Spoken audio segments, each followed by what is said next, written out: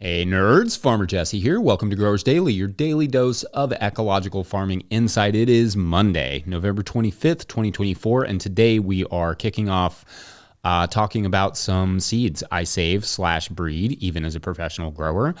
We're going to talk about pushing our first frost date back in the fall, and we'll get a special guest at the end of the show to talk about how to land your first seed contract. So let's do it.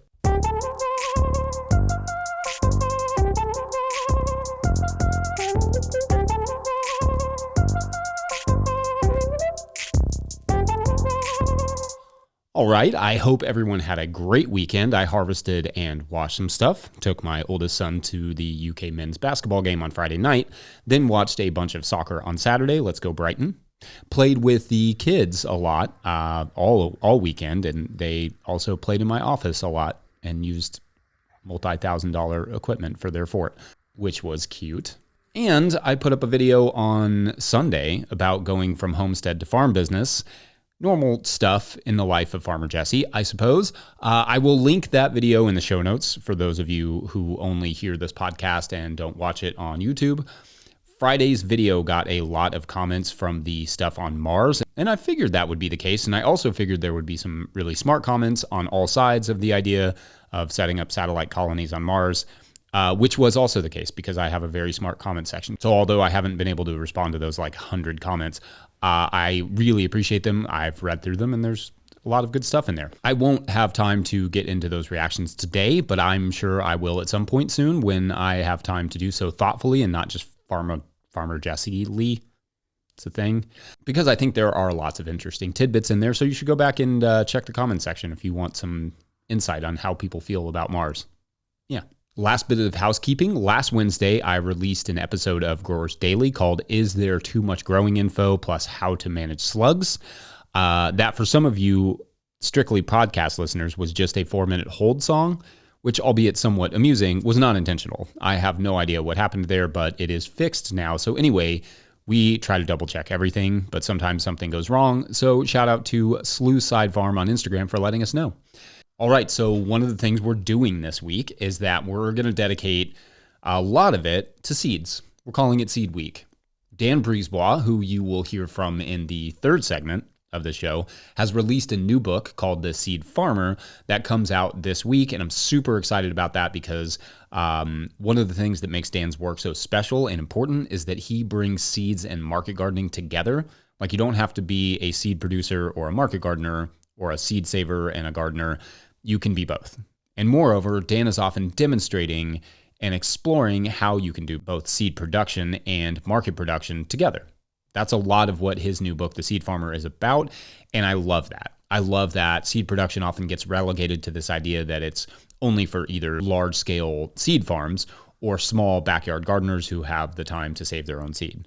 But that is just not inherently true, and Dan has developed systems on his large, primarily CSA-focused farm for saving and breeding and selling seed. And anyway, I'm excited to share his work a bit each day this week, except Thursday, which I will take off to be with family for Thanksgiving, which is a long day of cooking, but is a requisite for my favorite festival of the year, Turkey Sandwich Weekend. Anyway, we have been producing some of our seed for years on our farm, but not nearly enough and not on a production scale. But I'm definitely interested in pursuing seeds more seriously, especially as a farm product. The things that we have been producing or saving seed from over the years are things like our red burgundy okra. I think we have saved the seeds on that for something like 11 years. It could be 12, I'm not sure. So it's pretty well adapted to us here in Kentucky now. And as I was selecting plants from which I wanted to save seed, which is fairly easy, you just have to forget to harvest a few pods, and not to brag, but I'm pretty good at that. Anyway, as I was selecting, I was generally selecting for shorter plants because what often happens with okra is that it just gets too tall too fast. So it was fun to not only adapt that crop to our climate, but our harvesting needs as well. Another crop we have saved seed for on forever is garlic, obviously. It would be pretty expensive to buy all new garlic seed every year, I imagine. Seed garlic is often running around $20 to $30 a pound. I haven't really had to select for anything but size on our garlic since the garlic we got was so well adapted already to our area. I cannot emphasize enough how important it is to get regionally adapted garlic, even if it's a little smaller and you have to breed it up. Like I mentioned in a previous episode, I grew some garlic from a friend out of California, and that garlic flat out hated it here. Like, it was almost complete crop loss right next to my regionally adapted garlic. Music is the variety we grow. That was over there like, what's up with the new kid? But what survived of that Cali garlic just went back into the ground. And this fall, it's getting its third growing season here. Basically, I've slowly adapted it, but it took a full season with nearly 90% crop loss the first season to even start. I'd actually be curious to hear if anyone in a wet region has ever received garlic that just flat out failed for them the first year for no obvious reason. Let me know. I think that's probably happens more than people realize. We've saved like heirloom tomatoes many a time, but I'm less interested in saving those for fear of transferring any diseases. Peppers, though, I'm all about that. We've actually bred a hot pepper that I call the Topper Popper, which is a medium large red hot pepper that looks a bit like a spinning top and is both sweet on the flesh and kind of spicy towards the top. This is the fourth generation, and in fact, that seed started at Dan Brisebois' place at Tournesol Farm in Quebec.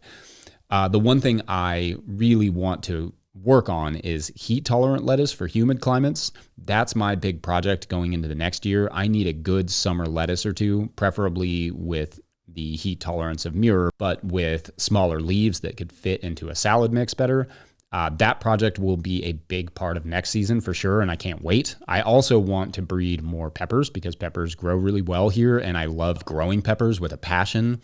Not that seed saving isn't hard, but I kind of view adding some seed production or seed contracts as a possible way to slow down on the hustle of market gardening as you get older. So perhaps starting now will give me better perspective and experience as I grow up.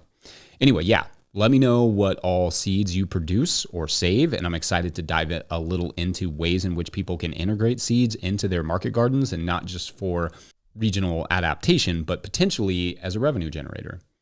Would love to hear anybody who has started exploring the idea of selling seed from their farm. But up next, let's get a question from our Patreon members about pushing our frost date back, which is not a play on my last name, I don't think. Anyway, BRB.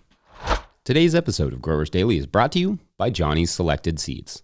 When you need proven varieties you can count on and detailed guidance from seeding to harvest, consider Johnny's your trusted growing partner. Their same-day shipping can help keep your planting schedules on track when the unexpected happens.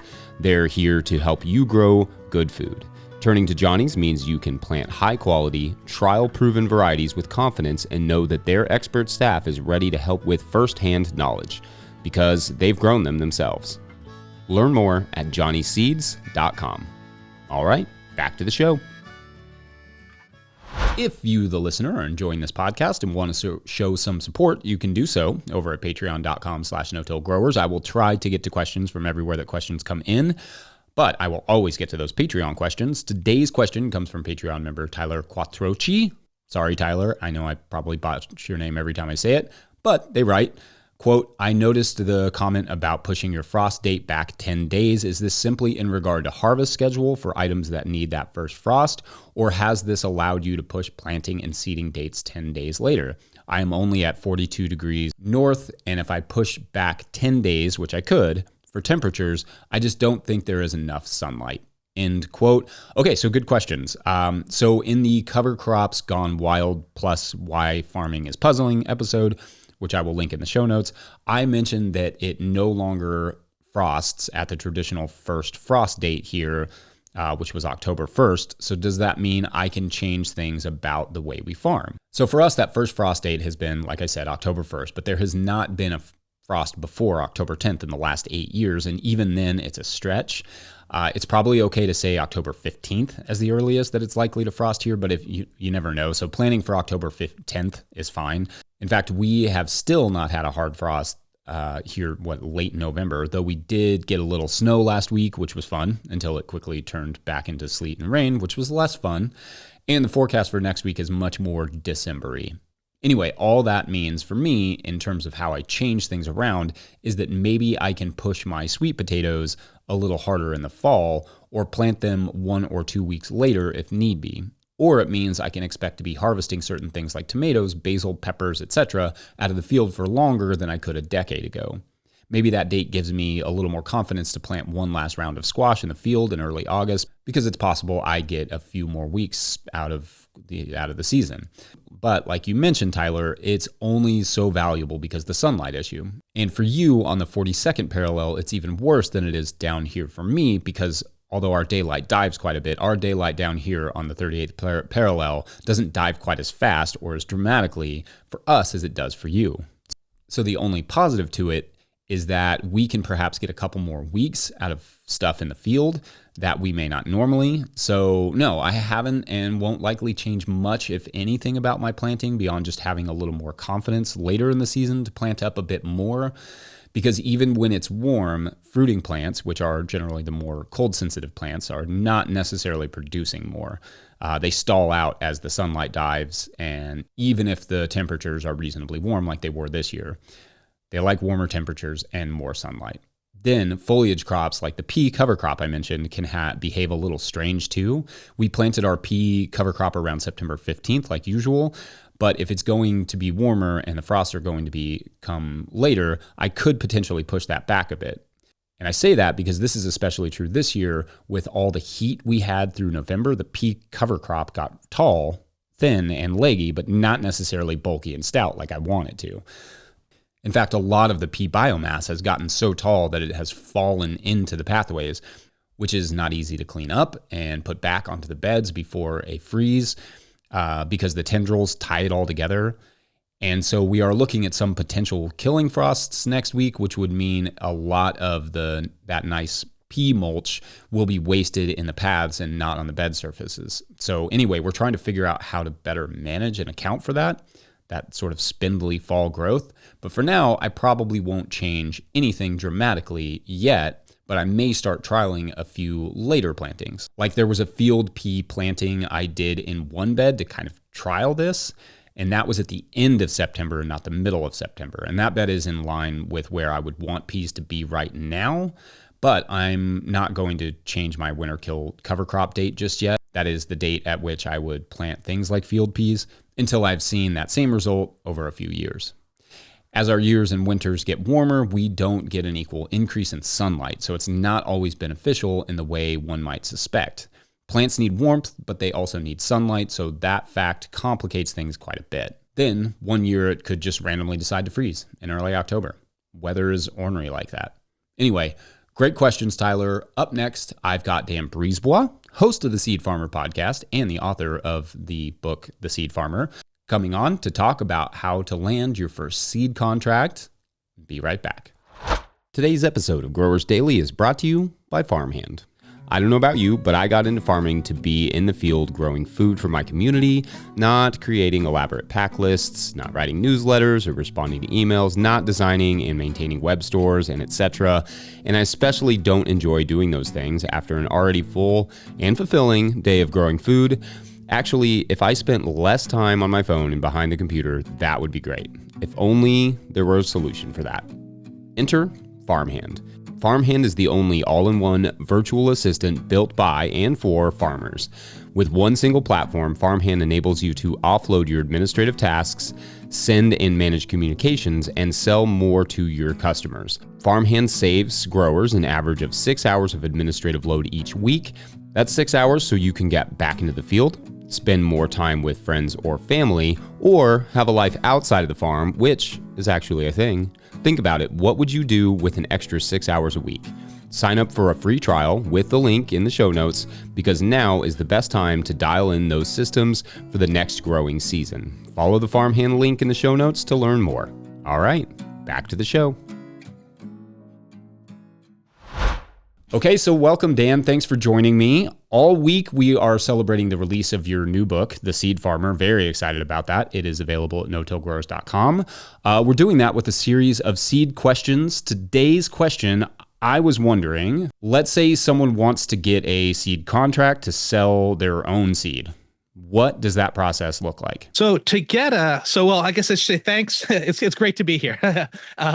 Next up, in terms of getting a seed contract, it's as simple as contacting a local seed company or a larger seed company that you might know and asking them if they take on seed growers for contracts. And then, so that's the easy part.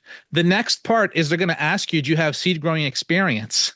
And if you have grown seed, then it's going to be a lot easier to do the next steps, which would be to, like just to agree upon a crop that you might be growing for them, a quantity, a price, and those kind of things.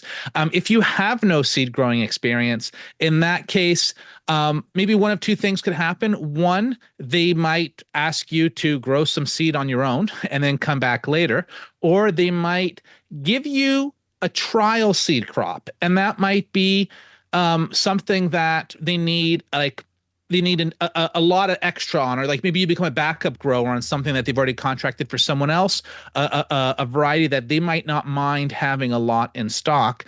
And then if you don't fulfill your part of the contract, then they're not at loss. So that would be, I guess that's what happens if you didn't have that exit experience.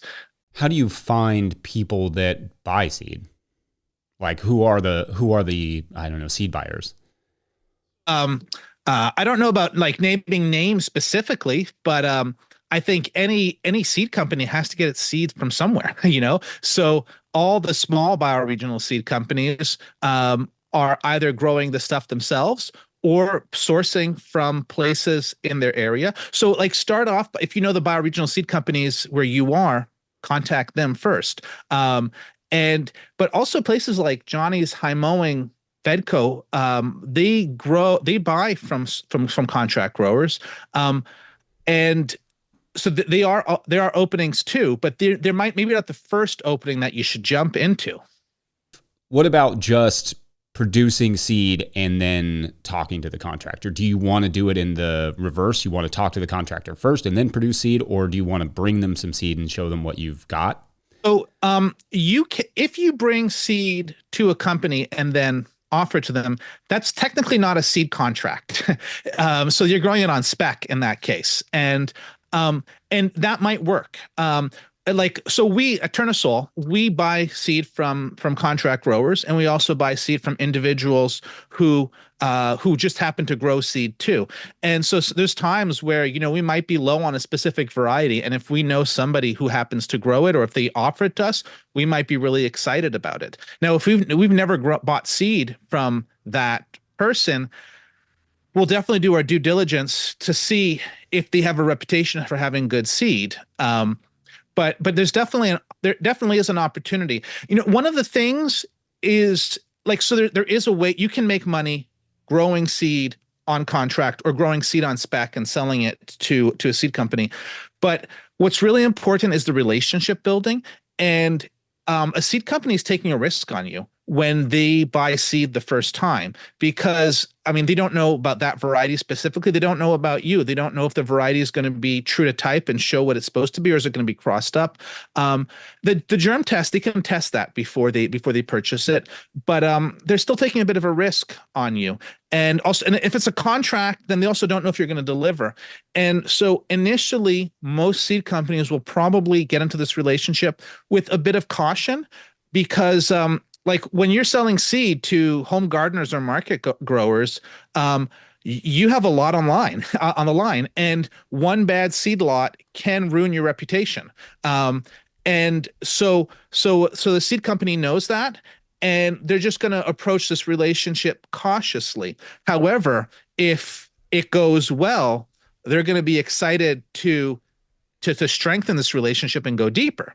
And so I think that if you are interested in growing seed for sale, then be willing to take the time to, for sure, develop the good expertise to grow good seed, but also develop the time to build that relationship with the seed client, with the seed contract, or with the seed grower, or with the seed company. Take that time to build this seed company, so that it's a strong relationship. And that's also for your own part. In most cases, the seed companies will pay you on time. They'll probably want to do a germ test first, but they will pay you on time, but they might not, and so you also have something to lose in that relationship too. So it's taking that time just makes it better for everybody. And then, like, what are their expectations generally when it comes to turning the product in. Like, you're going to have it 100% clean, ready to pack and sell. That'll depend on the seed company. I think there's a desire for you to have it pretty clean, but that might be like 95% clean as opposed to 100%. There's some things that are really tough for a small grower to get totally clean. And most seed companies might have a few tools that you don't, and they can get that last bit. But they'll probably expect there to be no like pods and chaff in there. So it might be little bits that are just too small for what you can get out with a home screen or a home fan. But they'll expect something pretty clean to come to them. And so the terms usually, so if it's a seed contract, the terms are going to probably be a specific quantity of seed at a specific price and with a specific minimum germination. And there'll also be usually an isolation distance set. So like how far it is from another crop of the same species. So those things will probably be, part of the contract or part of the questions asked about the seed that you have. And before getting to the last step of delivering the seed, something that's really, really valuable, like the way that you make a seed company fall in love with you is you communicate about how the crop is growing. If you plant the crop and it's doing well, you say, we got the crops on the ground, they're doing good. If, in the middle of the season, you have a crop failure with something that they're expecting from you, tell them immediately, because then they know that they won't get it from you. They have a chance to source it from somewhere else, but they also have a chance, like they could just make sure to not put it in their seed catalog, so that's just extra information that's really, really valuable for them. So the more communication you can have during the growing season, the more valuable you are, in addition to having good seed. I love that. That's a great little tip. I love any tip that is like, here's how to make your customer happy. I feel like that's the same thing in vegetable growing too. Like, let's say a chef is expecting a certain thing. Like, the sooner that you can tell them, hey, this isn't looking so good, the better it is for them, so that they can start menu planning or sourcing it from a different person. Yeah, that relationship is as much about the communication and the human interaction as it is about the end product. Absolutely. Well, thank you, Dan. I really appreciate it. Been a blast.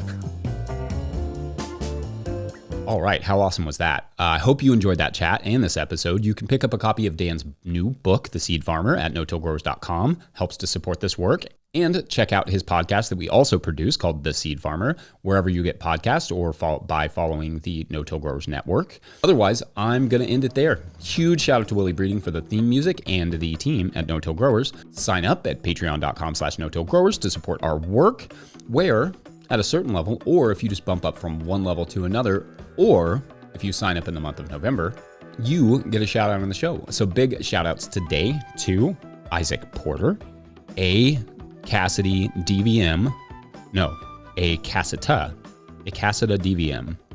DVM. I think the DVM is like a doctor of veterinary medicine, but could also be devious, vehement mother. No, probably the veterinary one. Joey Pilgrim, Alice Coleman, Ray Burgraff, Sally. Hi, Sally. Carrie Mandeville, which could be, maybe it's like Carrie Mandeville. I'm sure that's how you say it, right? Carrie Mandeville. Yeah, that one's right. Alex Shade. I'm not sure how to say that one, Alex, but good name. I feel like this has got kind of a musical vibe. Like it's like here it is. Here's the layout. This is a group in Memphis, and they find that there's a lot of kind of land within the city that they could be using, and they start all these really amazing little urban farms, and they start really supplying a lot of food to Memphis, and it's a very cool story. But it's very musical, and it's called Let's Get This Gardy Started. And funny enough, Andrew WK not only did the music, but the choreography. It's wonderful. I think it's probably going to win some awards. Anyway, thanks for watching or listening. We'll see you tomorrow.